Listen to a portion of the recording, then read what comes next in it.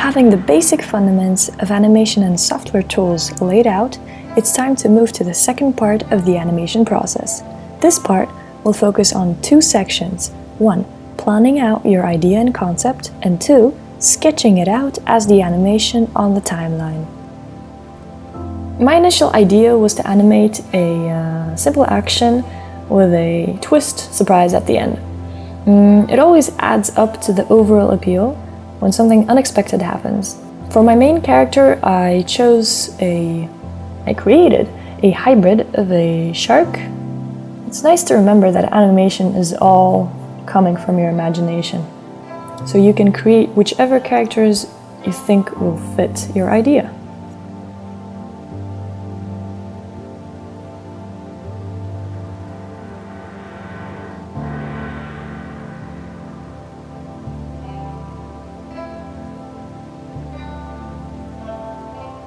Drawing your characters from different sides and different angles can give you a good perspective of how your character will look in your whole animation process and how to draw him in different stages in different locations.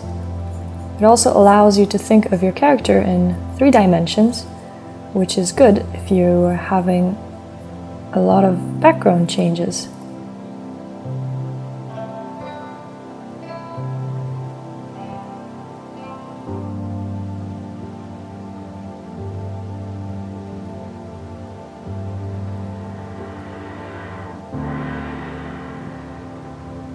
As you see right now, I'm just sketching what my character could look like and using simple shapes.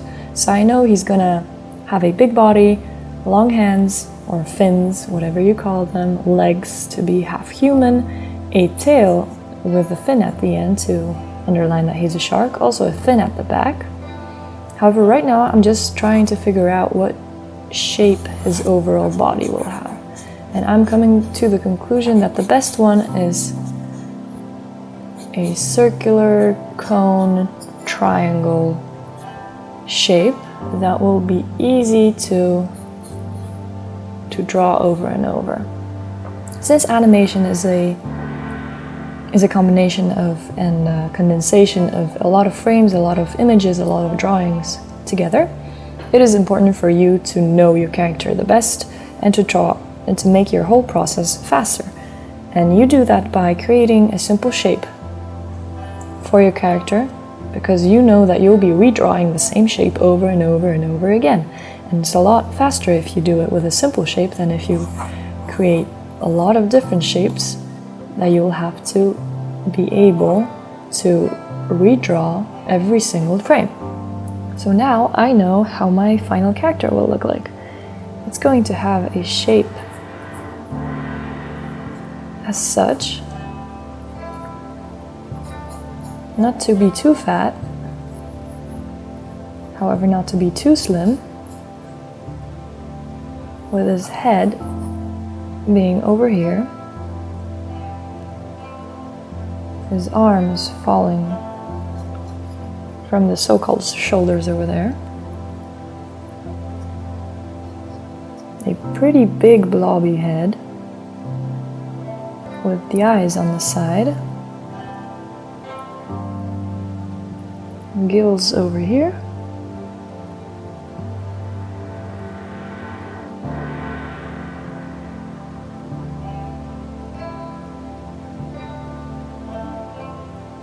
now this will be the front view of my character. Now just to get into perspective, I'm going to draw his side view, and afterwards we may start planning our animation.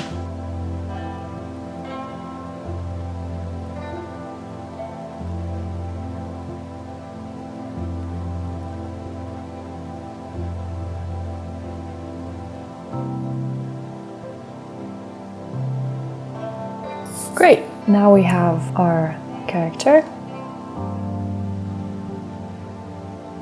Now that I've completed designing my main character, I'm gonna name this layer, the bitmap layer, as the main character, and I'll just have one frame that will be for my reference.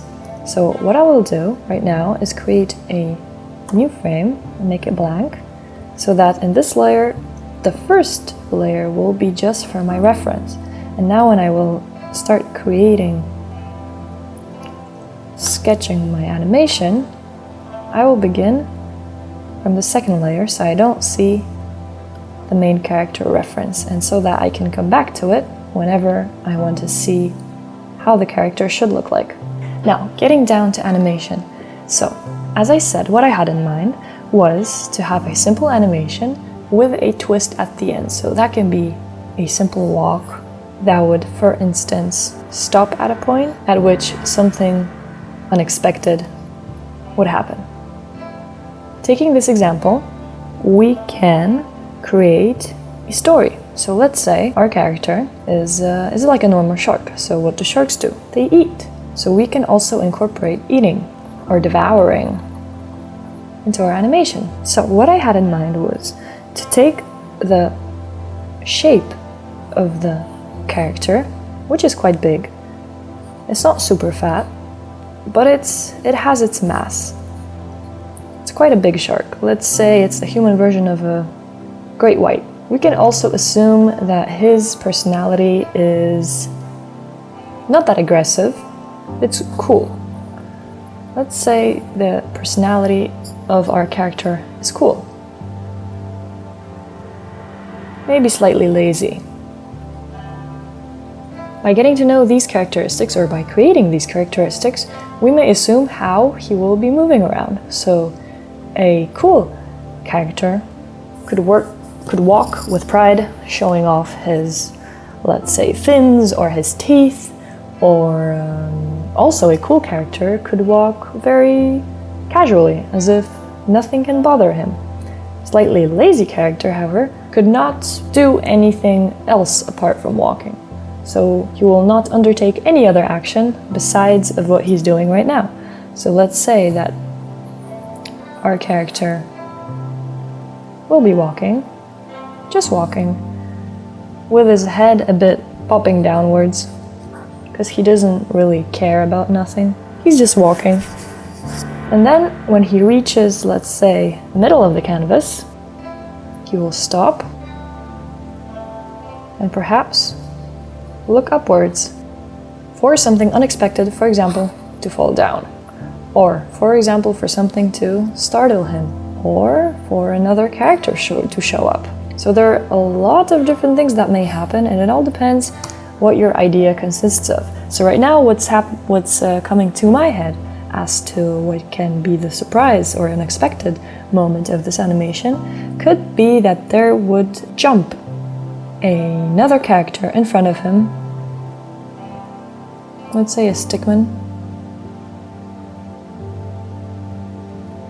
This stick man, he will try to startle the shark man.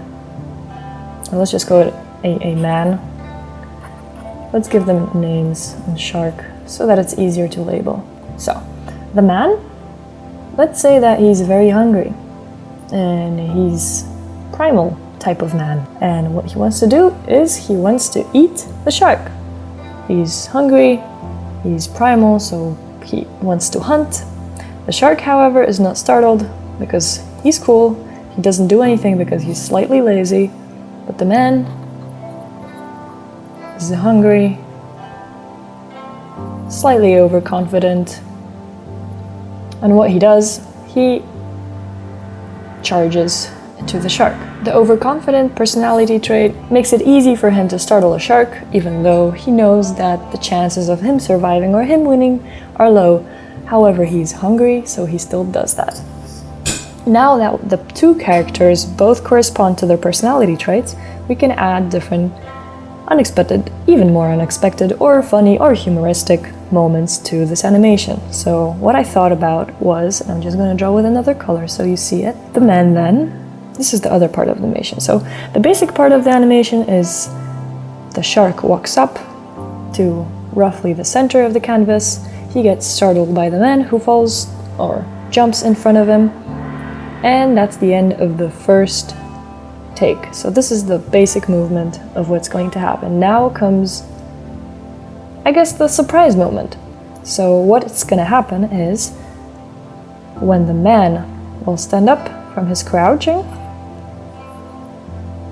you will throw his hands into the air, and in his hands he will be holding a fork and a knife.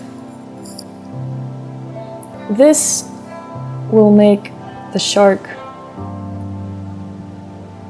not impressed, so we will add some facial expression changes to the shark's face. Since he's still cool, however slightly lazy, he will not do anything but change his facial expression. When the human raises his arms, ready to attack the shark, he will start crouching and walking around the shark, or beginning to walk around the shark to find a good moment to leap and attack. So I imagine that this movement will be so that the man will turn its back to the camera. He's gonna start walking slowly around. When he's going to reach a certain point, let's say over here, still holding cutlery in his hands, the shark will make a fast and unpredicted movement by just eating him. And this is the unexpected and surprise moment of the animation, because what will happen is something that is not constant throughout the animation. It's something that was not predicted and it was not foreshadowed. So these moments just adds to the appeal of the whole animation. So as you see, there is quite a bit of things that come together when it comes to planning the whole process of your animation, or how it will look like. Also, it's important to look at the staging and how it follows through, how it looks at the whole canvas. What I might do as well is make the whole animation slightly higher, so that when the man moves towards the camera, he will still have a few centimeters of space between the border of the canvas. This way, everything will approximately happen in the middle and be the focus for the viewer. As you heard me speak and draw out these really rough poses and frames, what is important to take out of this is the personality trait of your character, the whole character, how you want it to play out, what traits it will have, how heavy it is, how light, how does it move, what will be the relationship between the other character that, for example, happens to be in your animation. So there is a lot of things that you have to think about when planning even a short animation like this. Without any further ado, I think it's time for me to start animating. Once in a while I will stop animating and I will tell you why I am doing such a motion or drawing such a line, in order to explain how does it help in drawing animation and how it will help the whole animation to look more appealing. Before I begin, I will add just one thing to make my animation easier, and that's going to be another layer. It's going to be another bitmap layer, and I will call it background.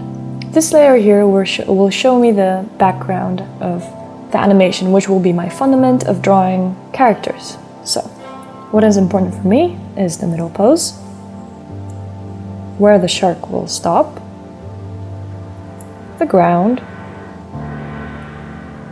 approximately where the characters will be walking around, the jump of the new character, of the man, and his landing area, and the arc at which he will be walking around the shark in order to consume him or to hunt him, let's say. The only thing that I would change in this is the color to light gray. Great, now that we have the background, all I had to do is just redraw it in gray so that I could differentiate between the main character and my background, and that all my future animations will stand on top of the background layer. Now that we have the idea concept laid out and refined, let's begin sketching our animation. The animation style that I will use right now is pose to pose with the main body, as I will do and draw out the walk cycle.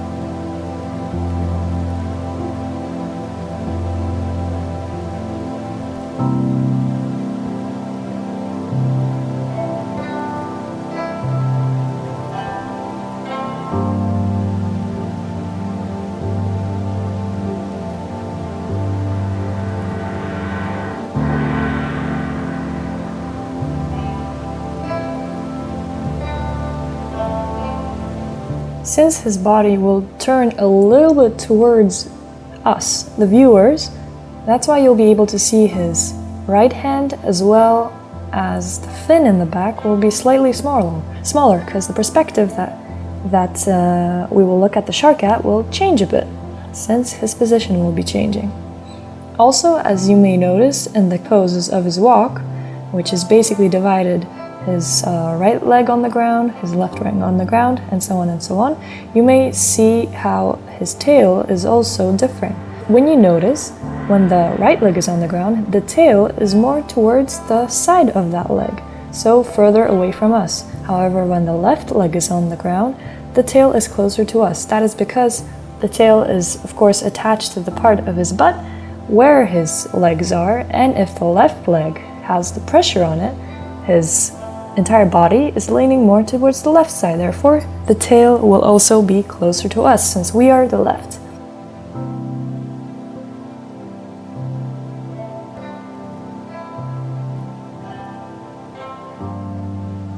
So those are our main positions right now. What we can do is to add the in-betweens. So these are the points of the heads of our poses. So what we can do is just draw something in between, and this will be the axis on which the highest point of his head will be at.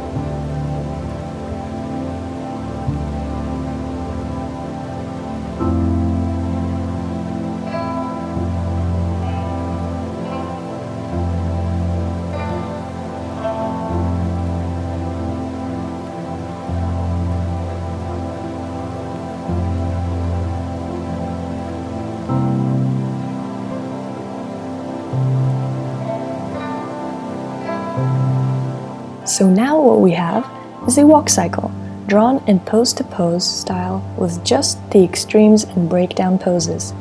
It is in its very simplistic form, 2 frames for each leg, but it serves as a base for further walk cycle enhancements. What we know is that the shark is big and probably heavy. His personality is slightly lazy and cool, so we can reflect that in his walk.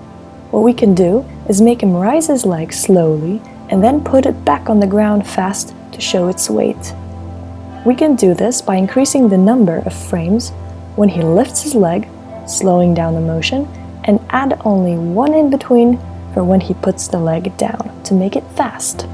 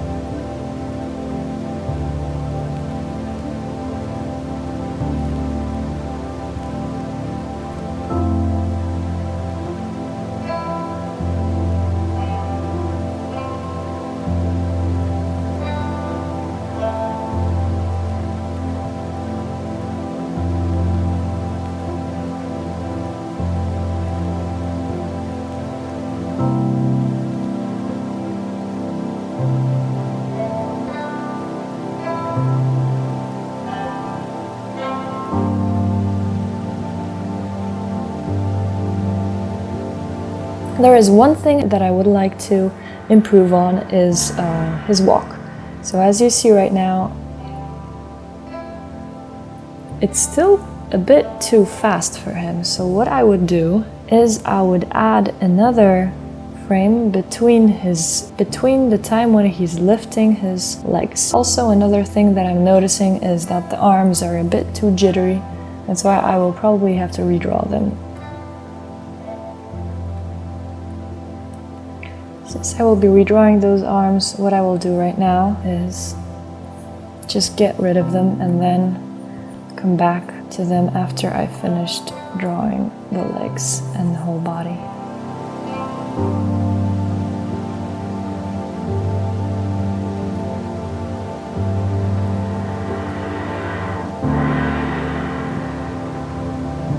Right now that we have the basic animation of the walk of the shark and the twist and the turn, what we can do is fill in those points here where his arm should be placed. So the way I do it is I go to the main keys and I draw in the main keys and then just fill in the in-betweens.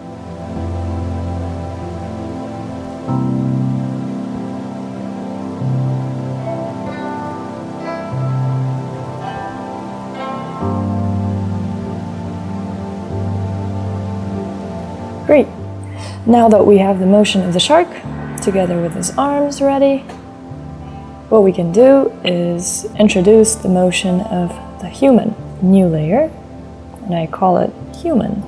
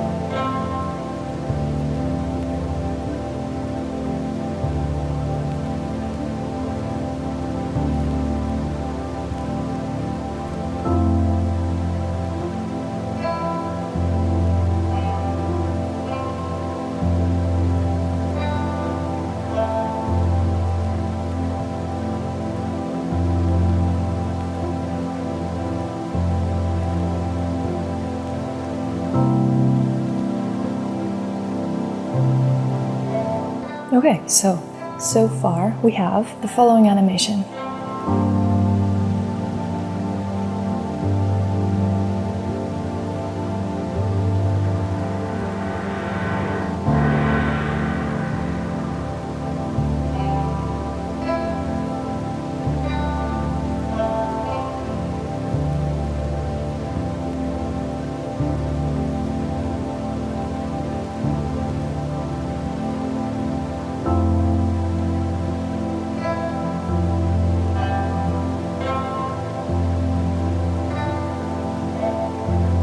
The moment when the human takes the cutlery out is a fast and highly unpredicted motion.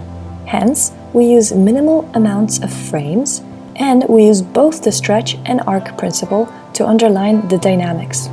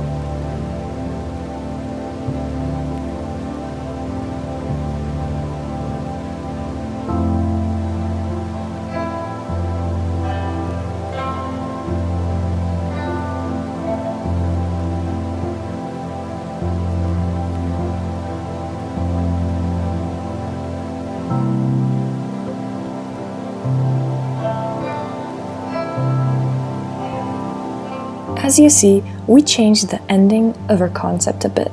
This sometimes happens when better ideas come to mind during animating. What I wanted to underline is the unexpected yet ridiculous motion of the human taking out his cutlery to hunt the shark down.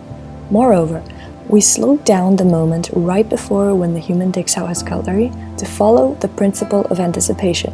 This way, we achieved our surprise part of our animation.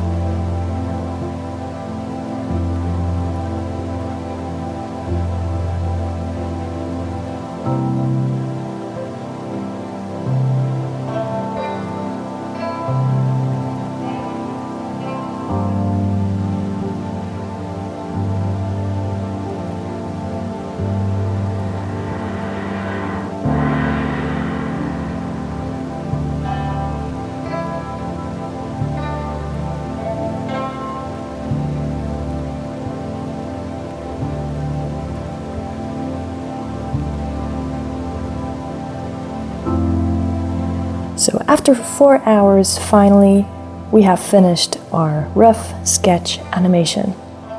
As you probably saw, I encounter some mistakes of what I have drawn as I went through. It is inevitable that you will find some mistakes on the way. For example, there's something that is off. That's why it's very important to rewatch your animation over and over again, looking at different parts, finding things that don't work. For example, with me it was the hands, or sometimes it was the timing between the shark and the relationship with the human. So it's important to see which parts work and which parts don't work. There's never going to be a perfect first time animation. There's always something that you have to make better or improve upon. We are now done with the sketch animation, therefore with the second part of the animation process. Next up is part 3 with cleanup and coloring. For now, thanks for watching and tune in for the next video.